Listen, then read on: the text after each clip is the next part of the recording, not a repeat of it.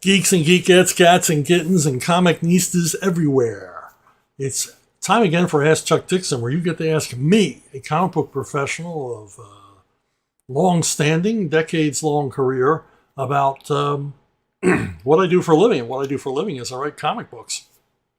And I share with you my knowledge, history, experience, sometimes candid, sometimes brutally candid, sometimes painfully candid. But it's all, all hands on deck, all skate, whatever it is that you want to know, you ask me, and I will try to explain it to you. Let's go to our first question. Jason Hall, you said a number of times you enjoy crossovers, so what did you think of the Marvel versus DC amalgam event from 1996? Did you and the creative team come up with the amalgamations for Bruce Wayne, Agent of S.H.I.E.L.D., or was that all from the Marvel DC brass? Also, has anyone ever confused you with Chuck D from Public Enemy? No, that's never happened. I was early days in the internet. I was often confused with a podiatrist, a pediatrician from Toronto. But after a while, I got search engine supremacy over that guy, and the rest is history. Amalgam was a concept thought of by some genius, and I mean that sincerely, at either Marvel or DC or both, maybe over a 3-martini lunch. I don't know.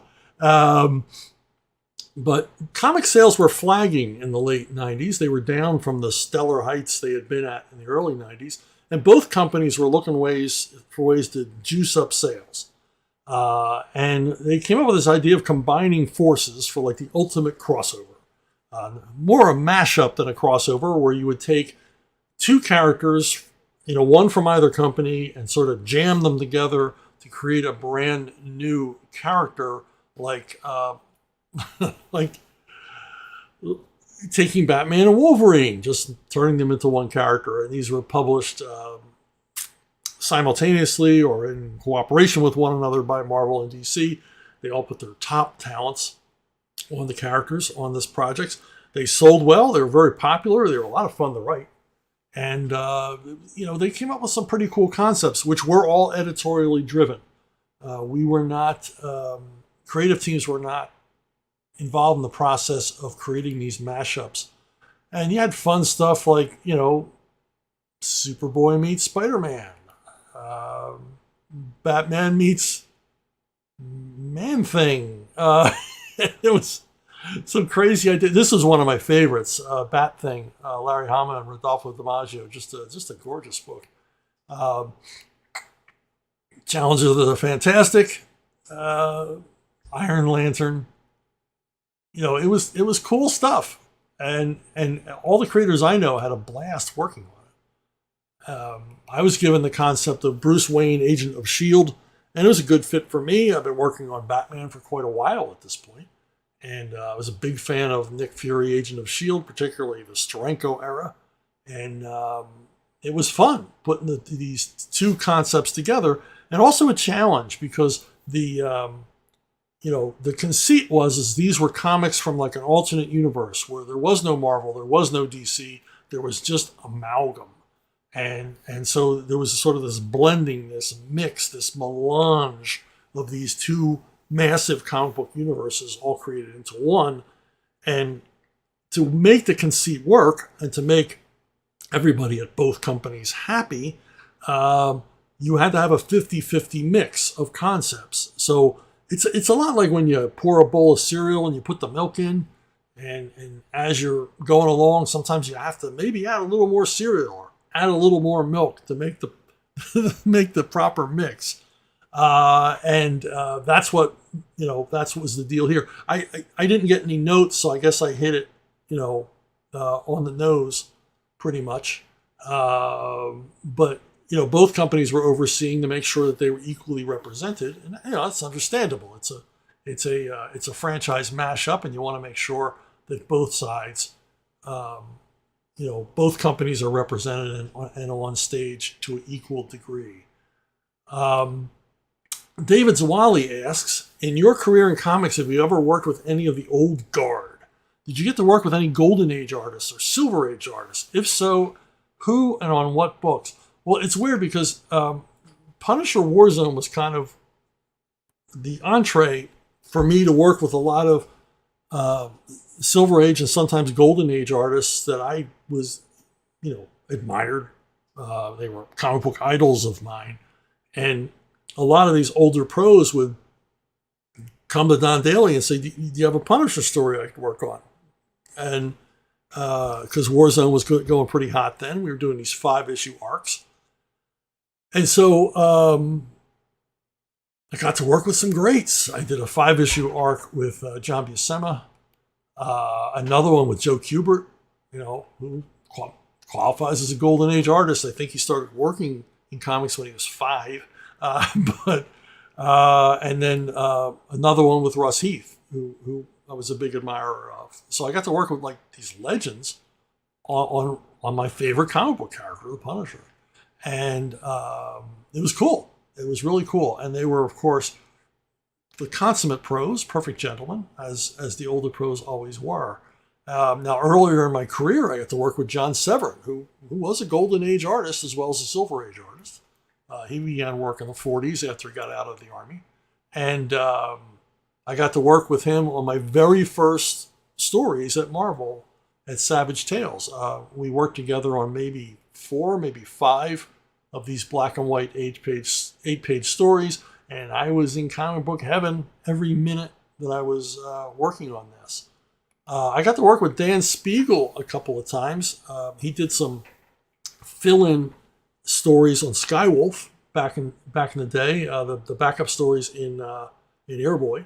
He came and filled in on a few of them.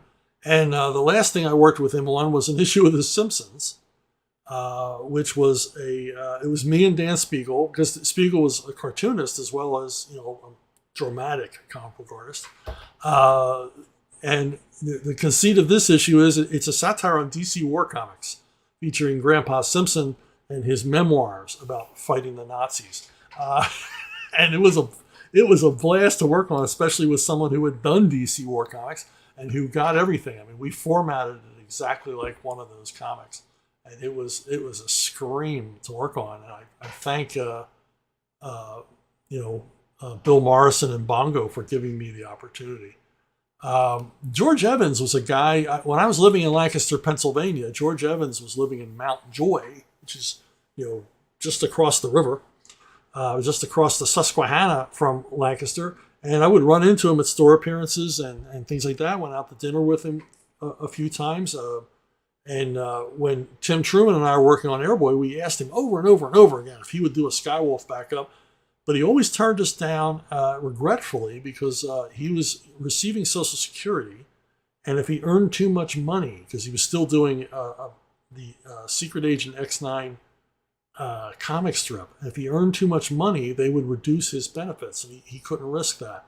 Very, very sad. But he did do us a cover. He managed to fit a cover into his budget that didn't violate Social Security rules. I just wish he'd been able to draw more for us. And today I kind of regret why didn't I just offer him cash? Although George was a stand-up, straight arrow guy, he might not have wanted to cheat the tax man in that way. For those IRS agents listening, I'm only kidding. Now, I didn't get to work with Murphy Anderson, but I got to meet him at a lot of cons. And what a guy. What a gentleman. Just a stand-up dude. And he would tell tons of stories about working, particularly for DC, in the Golden and Silver Age, and what a freaking nightmare the editors were. And just a really cool guy, and obviously a major talent, big part of the DC comics that I read growing up.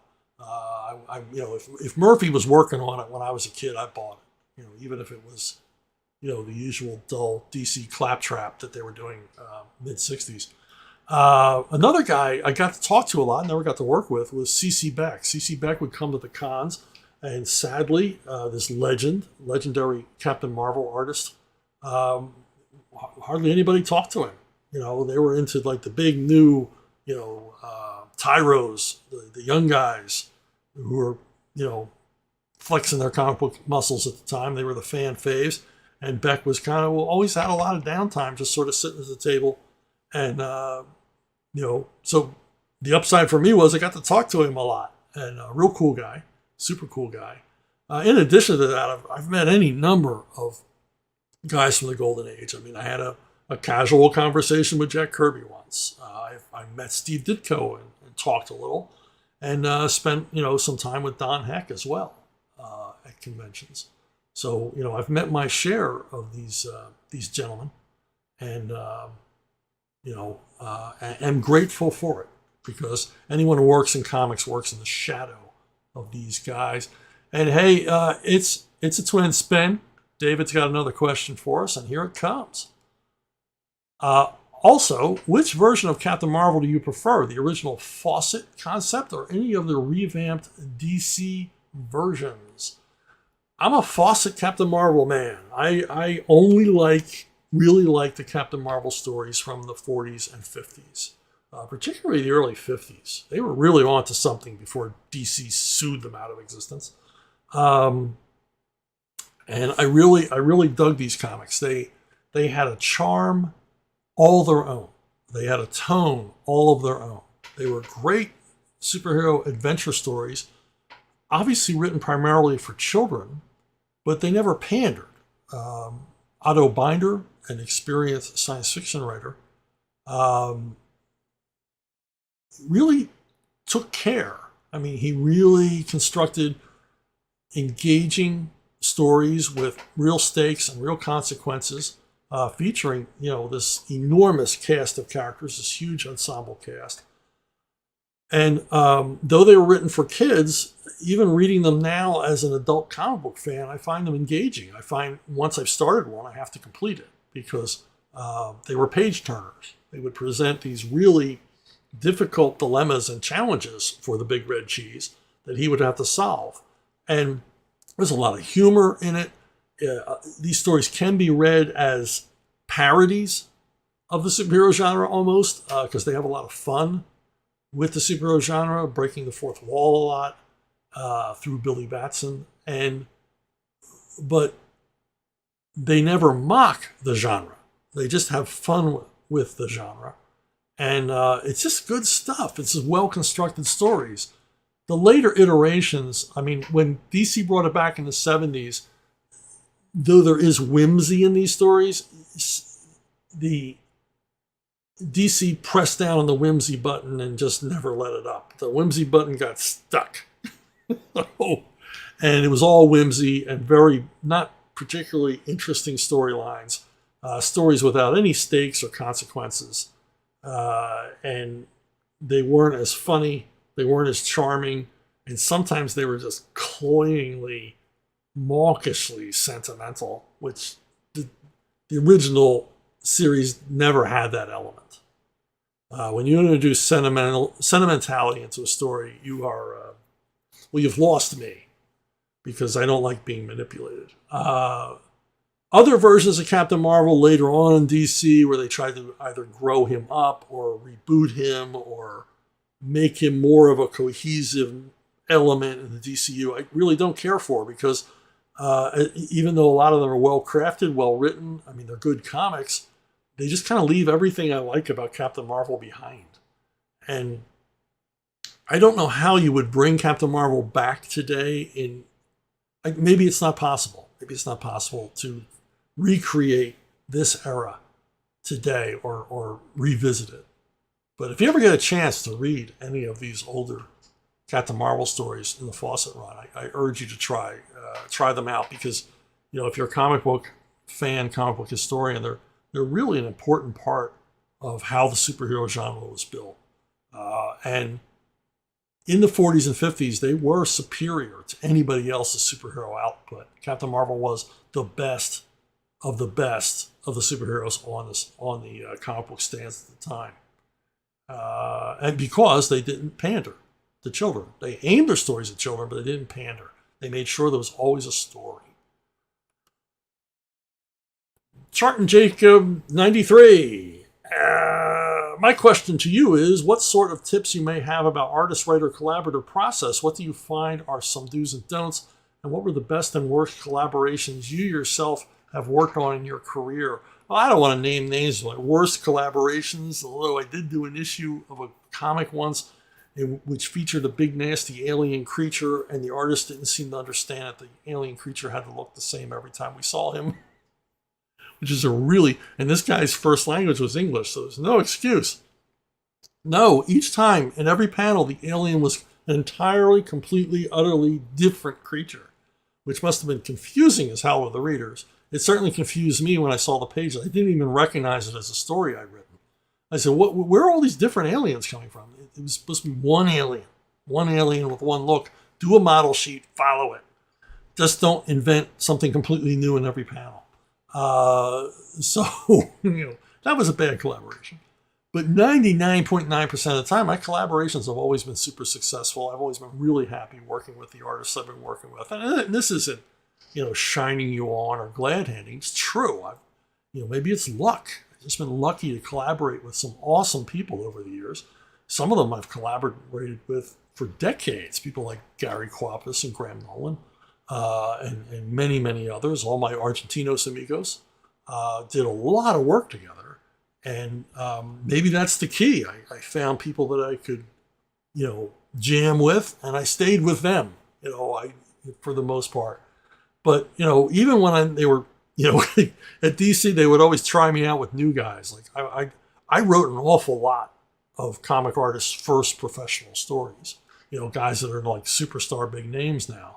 And even then, okay, it's a learning process for both of us. I'm maybe there was something deficient in my script. Maybe I needed to make it clearer, whatever,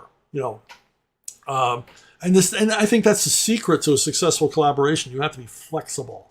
I've never been one of those writers who said, look, every word I write is carved in stone and you have to follow it slavishly. No, I've never been that way. I understand it is words and pictures. I'm the words, the artist is the pictures, and we both have an equal say in the outcome. And in some cases, the artist has more of a say because he's actually working longer hours on this project, whatever it is we're working on. And I want to hear from him because he's sitting at that board, drawing this page, and hopefully thinking about it. Famously, I'm working with Frank Fosco not famously, but I'm working with Frank Fosco on Something Big at Arctoons, and a series called Something Big. And I hear from him a lot. He's got a lot of input. He has a lot of ideas, or he says, maybe this would work better, maybe that would work better. And I appreciate hearing from him. I mean, in 100% of the cases, he could have just made the change without talking to me, but he wants to get my okay, which is great. That's part of the flexibility, isn't it? Is informing your partner of what you're doing, making sure they're okay with it too. But, it's been that way with a lot of artists, a lot of back and forth. Phone calls and emails and texts. And then some artists not. Working with John Buscema, as I mentioned earlier, I never heard from John Buscema. He took my scripts, did amazing freaking things with them, and didn't need to ask me my opinion. Joe Kubert, on the other hand, I heard from quite a bit. Now you figure Joe, why would he have to contact me? He knows what to do. But he always was cognizant of the fact that, this was originally my story, and he wanted to make sure that he was presenting it in the fashion in which I imagined it. Are we on the same page? So I guess the do's are be flexible. The don'ts are don't work with guys who don't seem to understand how to interpret a script. So, I like to imagine my scripts are clear. I think after all this time, I've never heard a complaint. So there you go. All right, MG, you've probably answered this, but any behind-the-scene details on what was the deal with Spoiler getting tortured by Black Mask and killed? It just seems like such a bizarre creative choice. Well, I don't really have anything behind the scenes because I wasn't at DC at the time. You try not to take things personally, and I didn't. I thought, well, they just randomly chose Spoiler, a very, very popular character, and randomly chose her to kill her. in a brutal and ugly way because they felt that was what was needed for the story. Myself, I don't think brutally torturing and killing a teenage girl should ever be part of a comic book story, but that's just me. And, you don't want to take it personally, and I didn't until they nuked Bloodhaven. So when they killed all of my supporting cast in Nightwing, because I created an enormous ensemble cast, when they killed them all individually, and then just to make sure, had Chemo or Chemo basically destroy the city to make sure all of my other ancillary characters were dead. I started to think, man, maybe they have an agenda. But yeah, I was sad when they killed Spoiler, but then they did hire me to bring her back. Or not necessarily bring her back. I don't quite understand how she was brought back. It's just like, well, was that all a dream? Did she just not die but simply got better? I don't know. But I was grateful to be brought back to bring her back to life. I don't know if she's alive or dead now in the DCU. Maybe they've killed her and reincarnated her a dozen times since then. I really don't know. But she was always a very, very popular character with fans.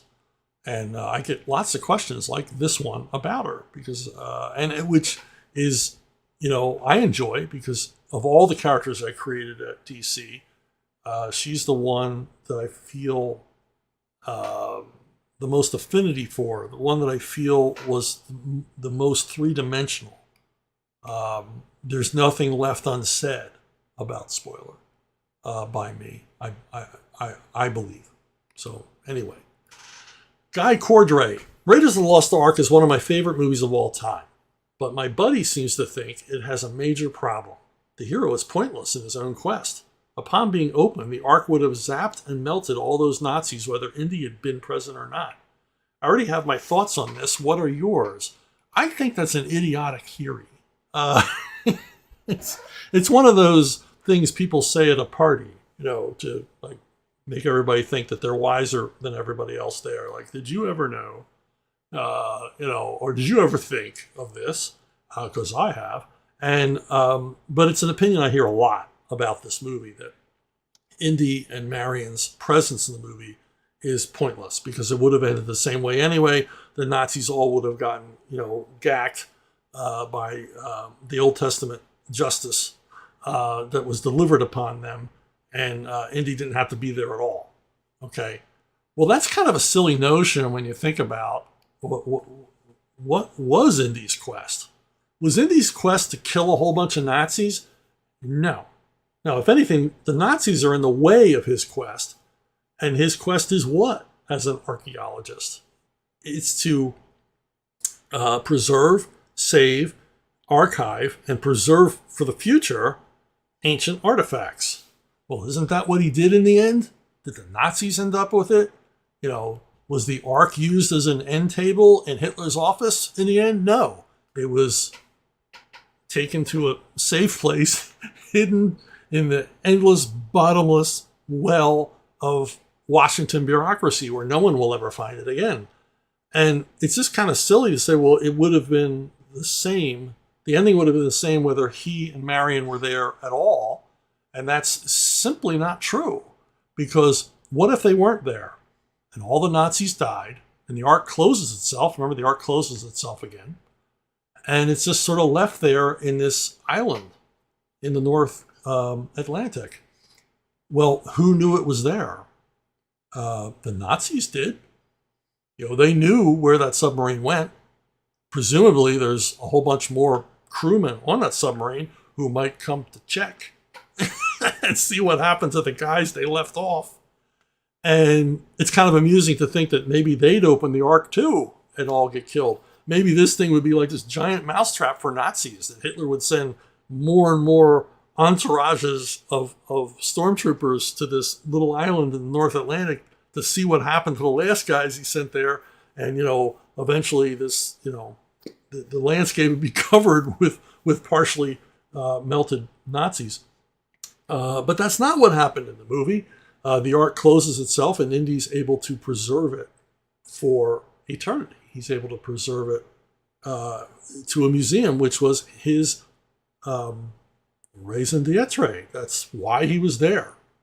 It wasn't about all the Nazis dying. It was about Indy making sure the ark was preserved for humanity and kept from the hands of, evil men. And he accomplished that, didn't he? And he couldn't have accomplished that if he wasn't there. So, just a silly idea that it's one of these things that people say and they really don't think. And it's not their idea. Your buddy's probably repeating it, because I've seen this idea presented over and over and over again. And like I said, it's pretty silly. All right, Gentle Savage asks, Mr. Dixon, before you stopped writing comics for mainstream companies like DC and Marvel, were there any other characters outside of those you've already written for you would have liked to write for? Hold on. Gotta take a drink. Okay, that was water, by the way. Well, I've always said Fantastic Four. Graham Nolan and I fantasize about doing a run on Fantastic Four, a year or two. So this is a substantial, significant run, where we get to tell a bunch of stories. And we even know the first story we would do, which of course has Submariner in it, in a way you've never seen him before. Not the silly version of the Black Panther movies, but in a situation that you've never seen him before, in which he needs the Fantastic Four's help to solve a underwater mystery. And just to give you a clue, it's an underwater mystery in a sea that is not on this planet. So there you go, a little tantalizing glimpse of a story that will never be. Khazar or Khazar, depending on what side of the Mason-Dixon line you live on, is another one. Irresistible to me, jungle character, Tarzan knockoff. Tough guy with a knife fighting dinosaurs in a weird underworld, subterranean universe, much akin to Pellucidar by Edgar Rice Burroughs. And I love the Pellucidar series. As testimony to that, I worked 7 years on a weekly Pellucidar comic strip with Gary Quapis for EdgarRiceBurroughs.com. So yeah, this would be a lot of fun. I'm a big, huge Marvel fan, and a lot of these characters would be fun. It would be challenging to take on Doctor Strange or Cloak and Dagger or write, the Hulk, whatever, of any of them. But just off the top of my head, Fantastic Four and Khazar come to mind. And we go over to DC, and it's the New Gods. New Gods all the way down, baby. I've gotten to play with the New Gods a little bit in Bane Conquest and Superman Aliens. But I really like to dig in, and because I really like what Kirby did. And when people say, "Oh, Kirby couldn't write," you are full of it, because there are simply unforgettable scenes in the Fourth World epic. Yeah, it's messy, it's choppy, it's episodic, it's all over the place, but there's some fantastic stuff here. Absolutely fantastic. So some of my favorite scenes in all of comics occur in that continuity, and I'd love to spend some time on the Fourth World. I really would. Superman, another one. I'd like to do a substantial run on Superman, because it's weird. As I grow older, I have more and more affection for this character, more and more affinity, and also see it as a challenge to create interesting Superman stories, for a character that's been around this long, been through every permutation. And you would think every story's been told, and I'd like to think that's not true. Not just for me. I don't like the idea that every story's been told. How's that possible? The depth and breadth of the human imagination, I believe, is limitless. So there are things that you could do with Superman. I wouldn't change anything. I wouldn't reboot him. I would just explore Superman.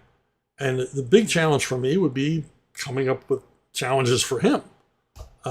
That would force him to the limits of his strength and intellect. And that's one thing I think is often left behind with Superman, is that this guy's a smart guy. He's a very smart, he has a lightning fast analytical mind, combined with this humanity And that's what makes him interesting to me. Hey, Gentle Savage Twin Spin, and let's get to it. Also, are you a fan of stand-up comedy at all? If so, who are some of your favorite comedians? I mean, who isn't a fan of stand-up comedy? I like to laugh. You know, I don't think there's anybody who says, I don't like stand-up comedy. Now, I'm not a fan to the point where I go to comedy clubs all the time or have a website. But growing up as a kid, you know, is really when stand-up, when I was a kid, stand-up was coming into its heyday. And almost every variety show had a stand-up bit. Every late night show had a stand-up bit. And my favorite, and still my favorite, still I consider the funniest guy who ever lived, is Jonathan Winters. Jonathan Winters did improv for the most part. He stepped on stage with no material, didn't know what he was going to do, didn't have any bits, didn't repeat himself. That's the proof. All the years I ever saw Jonathan Winters, I never saw him repeat a gag, never saw him repeat a phrase. He had little things he would do to intro bits that were funny. His little notebook that he kept on him that he would refer to occasionally and then make jokes about the notebook. But even then, the jokes about the notebook were always different. This guy had an incredible mind. And it's an inspirational story, Jonathan Winters, because he was under so much pressure with the improv that he ended up committed to an asylum. And I remember when I was a kid, a little kid, my parents knew I loved Jonathan Winters so much that they would wake me up if he was on the Jack Parr show. Now, Jack Parr came on at 11:30 at night. It was the original Tonight Show. And they would wake me, okay. In the comment section, you're going to say Steve Allen was the first host of the Tonight Show. Yeah, okay. Jack Parr was the second host of the Tonight Show. So, my parents would wake me up to see Jonathan Winters. I would watch the whole Jack Parr show because, you know, Winters would come on early and then sit on the couch. And I remember, and I was maybe 6 years old. And I remember they did the little thing at the end of the show, you know, where are you going to be? I want to be at Lake Tahoe through October. You know, they go down the couch. Where's everybody going to be? And Johnny Winters is the last one on the couch. And Jack Parr says, where are you going to be, Johnny? And he goes, I'll be getting committed this weekend. And the audience exploded. It's such a funny line. But the truth of the matter was he was committed that weekend. He knew he was going into a sanitarium because he had put so much pressure on himself that he had a nervous breakdown. And he went through therapy and all the rest of it. I hope I'm not boring you with the story, but I find it fascinating. He went through all kinds of therapy. The only thing that worked was his wife. His wife said to him, God gave you this talent to make people laugh and to just make stuff up. And your mind is so quick that you would be bored with written material. You eschew all of that. You just want the stuff to fly out there. And she said, some nights it may not work, but she says most nights it will, because you've been given this talent and you have to have faith in yourself, faith in God, and faith in the talent that he gave you, that you can do this. And stop pressuring yourself over it. She wouldn't let him quit. And from that point on, Jonathan Winters was a freaking tsunami of comedy. You know, touring clubs, appearing on TV, appearing in movies, appearing in television, always funny, always at the top of his game. And it was all because of, his wife had faith in him, and ultimately he had faith in himself. So, he'll always be my favorite. Another guy cracked me up as a kid, this is long before he did movies, was Woody Allen. He made very rare television appearances doing stand-up, but when he did, it was a pisser. And I was lucky enough to get to see Woody Allen in his last stand-up tour in the early 70s. And he was very funny then. But, you know Allen, it's, this agile mind, this gift for the absurd, his impeccable comic timing, very, very funny guy. Now, another guy I was absolutely devoted to when I was a child was Bill Cosby. And every kid that I knew loved Bill Cosby. I had all of his albums. Most of the kids in my class could recite even his longer routines by heart. the chicken heart and things like that. We just listened to them so often; they were just ingrained in our minds. And just a massively talented guy who unfortunately fell on suffered the fate of so many who become get to reach the pinnacle of the form in entertainment. But his stand-up routines today still stand up. They're still funny. He's a funny guy. And his observations about life and the rest. You listen to him and I guess you could say he's tainted by what happened to him later in life, but I can kind of separate the artist from the man. And I remember when I listened to him become a kid again, listening to him as a kid. So I'm grateful for that. Now, people after that, Sam Kinison was one of the funniest people that ever lived. And fearless. And by today's standard of comedy, that fearlessness stands out. Because with a lot of comics simply refusing to tour because of wokeism and political correctness and fear of being canceled, I wish Kinison was around today. I think if Sam Kinison was around today, none of that would have happened because he would have just bored into the face of it. He would have stood against the tide. He would have stood in the middle of the road and said, "Stop this BS," because this was a guy who would never back down. He just didn't care. Fearless guy. It's a shame he's not around anymore because we need him now more than ever. Now, the two comics that are working today that I find funniest, well, they couldn't be more different from each other. I really like Brian Regan. His affable, silly, dopey guy encountering the mysteries of life never fails to crack me up. His stories about his childhood, stories about things he's doing now. He's one of the few comedians who will actually use tedium to be funny. He'll bore down on a joke until it's not funny anymore and stay with it until it sort of gets infused with humor once again, just by the sheer length that he's going on about. He has these rants and they're never mean or nasty or anything else. And it's very much about observational humor a la Seinfeld. But there's just something about it that makes this guy unique for me amongst other stand-up guys. I just find him hysterical. Now, total, in some ways the same, but in other ways very, very different, is Dave Chappelle. And I know I'm like, oh yeah, Dave Chappelle. Yeah, I guess you like the Beatles too. I mean, okay, yeah, but everybody recognizes Chappelle's an awesome stand-up comic. And he is. I mean, you look what he's done. The recent Saturday Night Live appearance is astounding in his ability to gauge the audience, timing, as well as the material. I mean, his presentation, his material, all the rest of it, it's impeccable. And his ability to communicate and reach out. And once again, he shares with Kinison the fearlessness.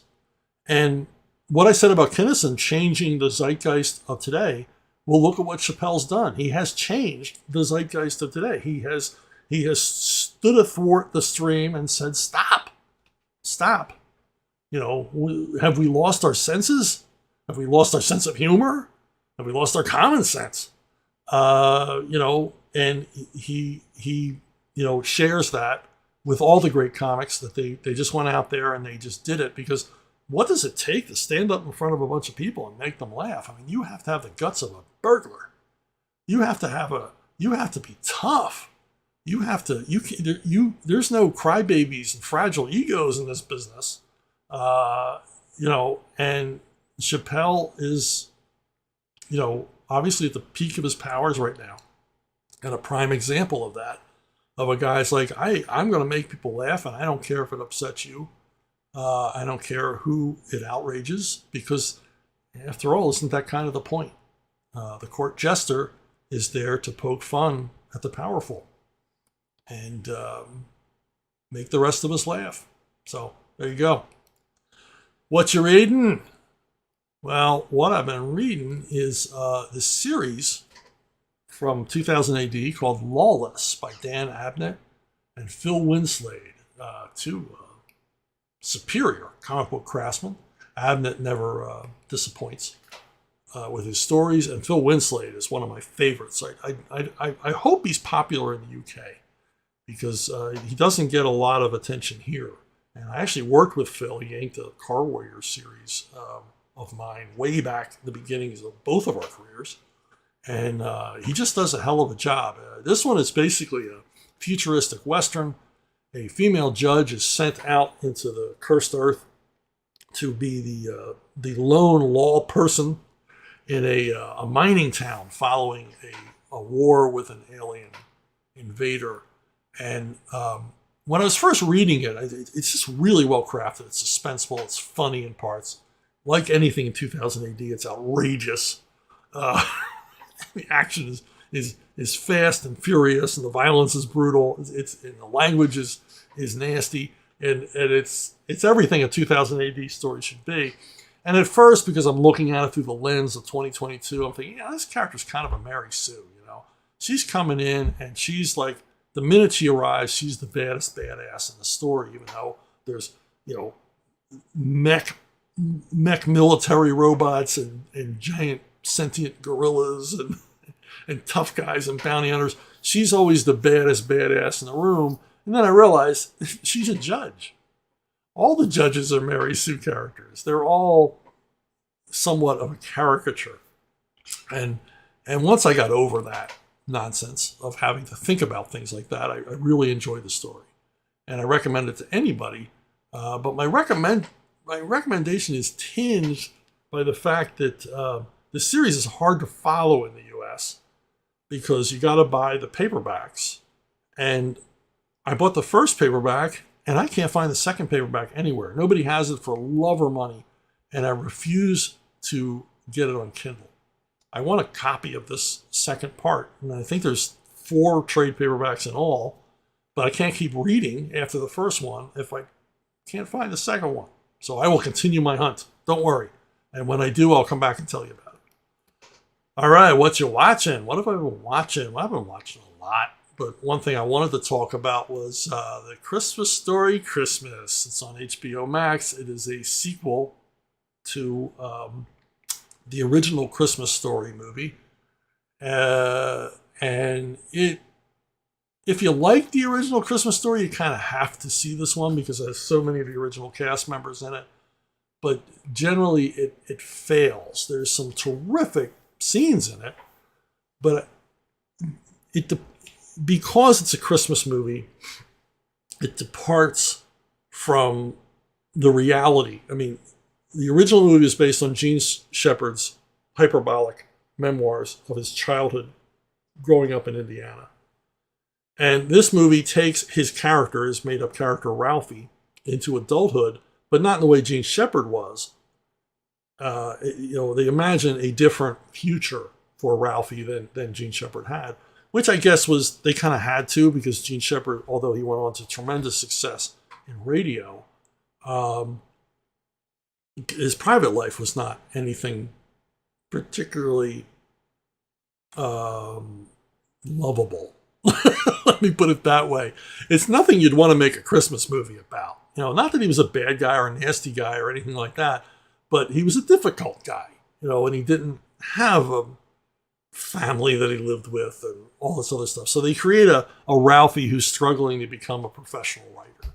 He's struggling in 1973 to become what Gene Shepard already was, a very successful best-selling author and radio personality. But where this one fails for me is that it introduces sentiment. I've mentioned sentimentality before. It introduces sentiment to the story, which the first movie doesn't have any of because it's from a child's point of view, and children don't tend to be sentimental. It gets a little mawkish at points, and that's something that was never in the original film. And for my money, sentiment should never be part of any Christmas story. I will forgive Christmas Carol because it's the first great Christmas story, and it's got full of sentiment at the end. But for the most part, all the Christmas stories that I enjoy are free of, syrupy, goopy, schmaltzy stuff. But that said, if you like the original, you kind of have to see this at least once because so many of the child actors are back as adults playing the role. Flick and Schwartz and others are back. Randy are back to play the characters they played in the original as adults. And the timing's perfect. 73 is perfect age for these guys to be. And I will tell you all of the characters who are back because the best one who comes back makes for the best scenes in the movie. So I won't spoil that surprise. And maybe I've intrigued you enough with that to watch it. And it is worth watching it for those scenes. I really like them.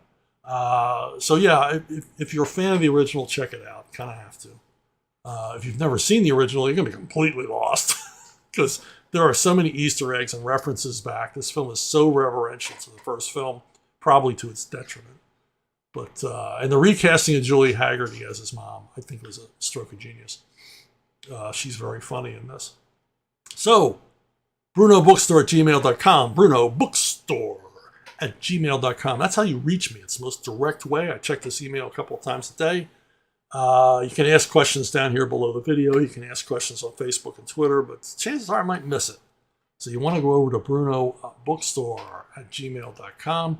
And while I have you, Subscribestar. If you want to support me directly in my work, either at ArcTunes, which are free, or with these videos, which are free, but take up time. So it'd be nice if I got a little bit of remuneration now and again. If you would care to go to Subscribestar and sign up for $5 a month, you actually get a bunch of physical stuff. You get a package of physical stuff, signed comics, rarities, all kinds of things. So if you ever wanted my signature on something, it's the quickest, most expedient way to get it. And then every month thereafter, you'll get digital goodies. I'll send you unpublished scripts, artwork you may never have seen before, complete files on a lot of the work I've done in the past. And every once in a while, I'll throw in some, extra goodie for subscribers, physical goodie. Recently, I did a 28 millimeter gaming miniature of myself for people that subscribe. And that's still available. You can still get that if you subscribe now on the $5 level. And there's a $1 level if you just want to give me an attaboy. But I would appreciate it. And that is Subscribestar /Chuck Dixon. And just hit that button and you are off to the races. Also, Spin Rack. Announcement about Spin Rack, our first mobile game featuring characters created by Graham Nolan and myself. Our first mobile games, I should say, are going to be up. You'll be able to play them on your phone before the year's over. They are working hard developing these games. Graham and I have been in multiple meetings, correcting details, suggesting things, writing text for these things, doing intro and outro videos, and all the rest of it. And these games will be up from Spin Rack. Remember, Spin Rack is creator-driven and creator-owned. Graham and I do not license our properties to Spin Rack. Graham and I are Spin Rack. So look for the mobile games. I'll be announcing them here. I'll probably do a special video. And next time we talk, or maybe the time after that, I'll go into a little bit more detail and show you some game footage. What about that? So anyway, I want to thank you for listening. I want to thank you for watching. If I don't do another video before Christmas, I want to wish you a Merry Christmas. And I'll see all of you down the road.